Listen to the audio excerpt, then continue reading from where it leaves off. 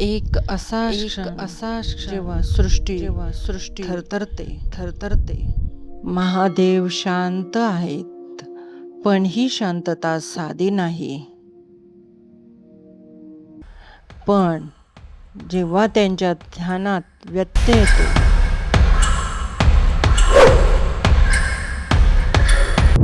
आणि त्या तिसरा डोळा उघडतो. त्या अग्नीने कामदेव भस्म झाले.